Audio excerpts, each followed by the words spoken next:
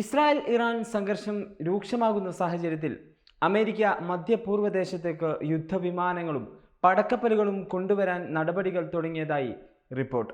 മധ്യപൂർവ്വ ദേശത്തേക്ക് 19 കേന്ദ്രങ്ങളിലായി ഏകദേശം 40,000 US സൈനികരുണ്ട്.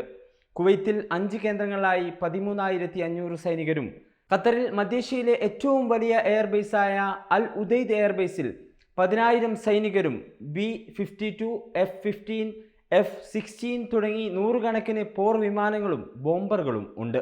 ബഹ്റൈനിൽ മനാമയിൽ 9,000 സൈനികരും, US നാവികസേനയുടെ 5ാം ഫ്ലീറ്റിന്റെ ആസ്ഥാനമായ ഇവിടെ നിന്നാണ് ചെങ്കടൽ, പേർഷ്യൻ ഗൾഫ്, അറബിക്കടൽ എന്നിവിടങ്ങളിലെ വിമാനവാഹിനി കപ്പലുകൾ, മുങ്ങിക്കപ്പലുകൾ, മിസൈൽ വേധക്കപ്പലുകൾ എന്നിവ നിയന്ത്രിക്കുന്നത്.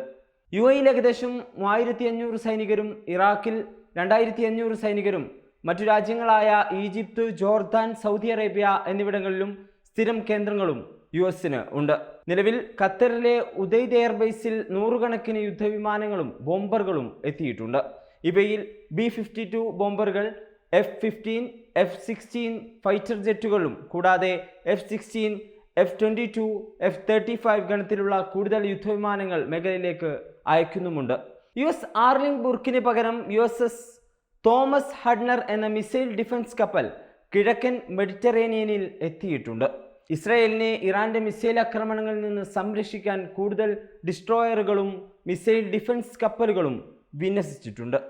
ബഹ്റൈനിൽ ആസ്ഥാനമുള്ള 5ാം ഫ്ലീറ്റ് ചെങ്കടൽ, പേർഷ്യൻ ഗൾഫ്, അറബിക്കടൽ എന്നിവിടങ്ങളിലെ വിമാനവാഹിനി കപ്പലുകൾ, മുങ്ങിക്കപ്പലുകൾ, മിസൈൽ വേധക്കപ്പലുകൾ എന്നിവ നിയന്ത്രിക്കുന്നു. അമേരിക്കൻ പ്രതിരോധ സെക്രട്ടറിയായ പീറ്റ് ഗഡ്സത്ത് ഇസ്രായേലിനെ ഇറാന്റെ ആക്രമണങ്ങളിൽ നിന്ന് സംരക്ഷിക്കാനാണ് ഇതിൻ്റെ പ്രധാന ലക്ഷ്യം എന്നും വിശദീകരണം നൽകിയിട്ടുണ്ട്.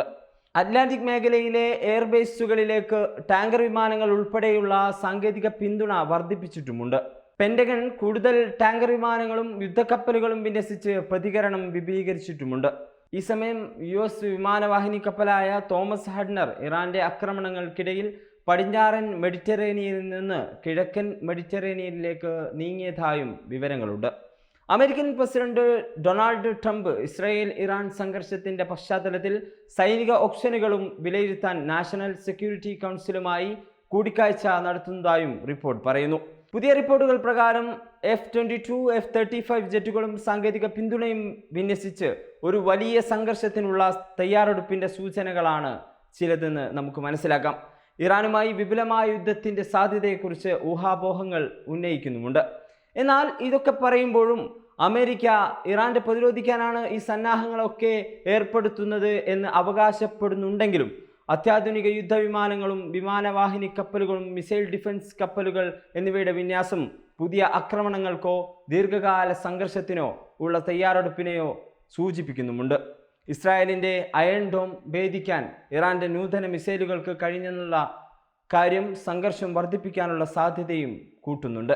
മാത്രമല്ല, ബഹ്റൈൻ, ഖത്തർ, കുവൈത്ത് എന്നിവിടങ്ങളെ ആശ്രയിക്കുന്നത് അവരെ ഒരു വലിയ സംഘർഷത്തിൽ ഉൾപ്പെടുത്താനുള്ള സാധ്യതയും വളരെയധികം ഉയർത്തുന്നുണ്ട്.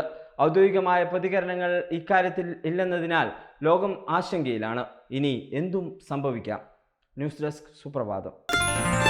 Waytonikah.com, the exclusive Muslim matrimonial site.